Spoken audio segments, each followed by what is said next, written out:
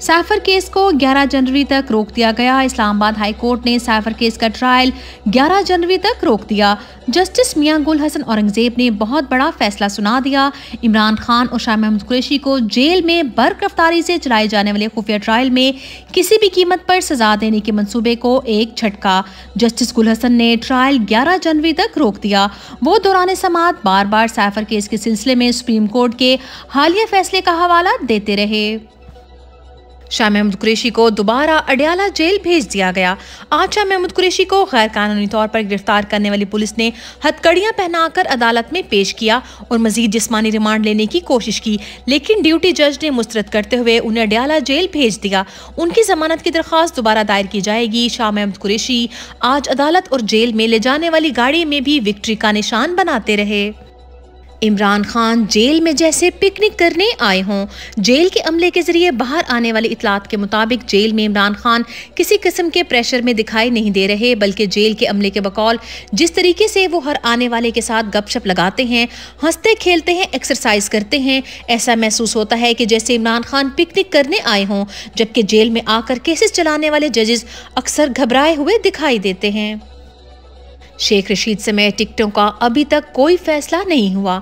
Chairman Tehreek Insaf barrister Gauhar Ali Khan ने आज media से बात करते हुए कहा है कि तहरीक इंसाफ की टिकटों का अभी तक कोई फैसला नहीं हुआ। टिकटों की अभी कोई लिस्ट शेयर नहीं की गई। जब फाइनल कर लेंगे तो प्रेस कॉन्फ्रेंस करके मुकम्मल तफसीलात फराहम करेंगे, तभी नाम फाइनल होंगे। 2 से 4 दिन में टिकटों का फैसला हो जाएगा। शेख रशीद से मुतल्लिक भी अभी कोई फैसला नहीं हुआ। उन्होंने मजीद कहा कि किस पार्टी के साथ इत्तेहाद करना है या नहीं करना, इसका अभी फैसला नहीं हुआ। फिलहाल हम हर सीट से अपने उम्मीदवार खड़े करने की पॉलिसी पर गामजन हैं। कोयटा की अदालत ने खदीजा शाह को रिहा कर दिया। कोयटा की अदालत ने खदीजा शाह को रिहा करने का हुक्म दे दिया और ये भी हुक्म दिया कि उन्हें फैमिली समेत लाहौर रवाना किया जाए। खदीजा शाह को 9 मई के बेबुनियाद मुकदमे में गिरफ्तार किया गया और फिर अब तक एक के बाद दीगरे कई मुकदमात में गिरफ्तार रखा गया। फिर जब कोई और चारा काम न आया तो बलूचिस्तान की पुलिस एक मुकदमे में गिरफ्तार करके ले गई, जिसमें आज रिहाई मिली है। तारीख के अहम मोड़ पर सुप्रीम कोर्ट बंद हो गया। तारीख याद रखेगी कि मुल्क में बदतरीन इंसानी हकूक़ की खिलाफ वर्जियाँ हो रही थीं। सियासतदानों को दिन दिहाड़े अगवा किया जा रहा था।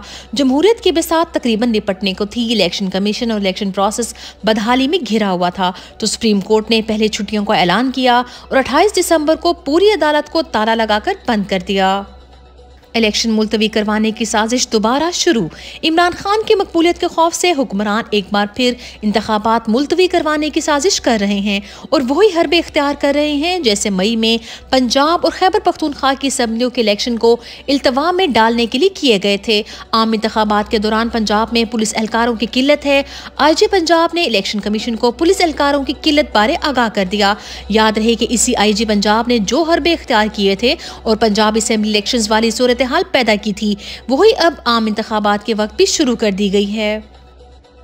इलेक्शन कमीशन ने नवाज शरीफ दौर के प्रिंसिपल सेक्रेटरी को हटाने से इनकार कर दिया। इलेक्शन कमीशन ने अपने फैसले में लिखा कि फवाद हसन फवाद निजकारी के वजीर हैं जो माजी में भी अहम ओहदों पर फाइज रह चुके हैं, इसलिए उन्हें हटाने का कोई जवाज नहीं। इस पर मशहूर सहाफ़ी हबीब अकरम ने दिलचस्प तबसरा लिखा कि फवाद हसन फवाद की निगरान हुकूमत में मौजूदगी से अगर इलेक्शन को खतरा नहीं तो फिर हिरन के लिए भी ज़रूरी है वो शेर से खतरा महसूस ना करे। आइंदा हिरन ने शेर पर बदएतमादी का इजहार किया तो तौहीन अदालत का मुर्तकिब समझा जाएगा। याद रहे कि फवाद हसन फवाद PIA को ओने पोने बेचने का अमल शुरू कर चुके हैं। अब ये कौमी इदारा किसको बेचा जाएगा, ये फैसला नवाज शरीफ के खासुल खास फवाद हसन फवाद करेंगे। कागजात की स्क्रूटनी में इंतजामी धौंस धांधली जारी। तहरीक इंसाफ के अरकान की कागजात नामजदगी के वक्त इंतजामी धौंस की एक और वाज़ेह मिसाल। मियां असलम इकबाल ने अपने एक ट्वीट में लिखा कि आज पौने 11 बजे हमारे कागजात नामजदगी हल्का PP 171 की स्क्रूटनी का वक्त था, मगर चोरों और डाकुओं को मनचाही लेवल प्लेइंग फील्ड मुहैया करने के लिए इस वक्त पंजाब पुलिस और ब्यूरोक्रेसी के जरिए आईन और कानून की धज्जियां बिखेरी जा रही हैं और पाकिस्तान के मुहिब वतन शहरियों को बुनियादी हकूक से महरूम किया जा रहा है। यह हर पाकिस्तानी शहरी का हक है कि उसे इंतखाबात में हिस्सा लेने का साफ और शफाफ मौका दिया जाए, मगर हालात ये हैं कि पुलिस की भारी नफरी आरओ दफातर के बाहर तैनात है।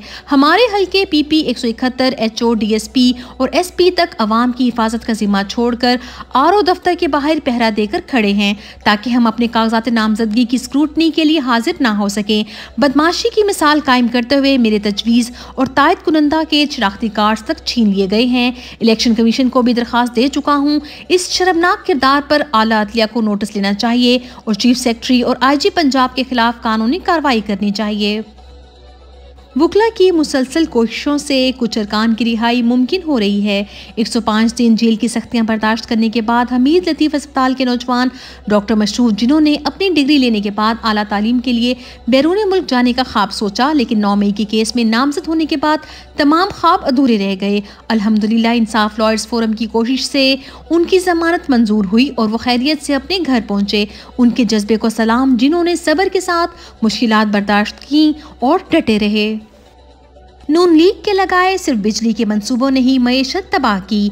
नून लीग ने बिजली के ऐसे मंसूबे लगाए हैं कि पाकिस्तान की सारी मईशत ही सिर्फ इस शोबे की वजह से बर्बाद हो गई। बिजली पैदा करने की 40,000 मेगावाट की सलाहियत है, लेकिन लोड शेडिंग फिर भी हो रही है और बिल 300 गुना ज्यादा आ रहे हैं।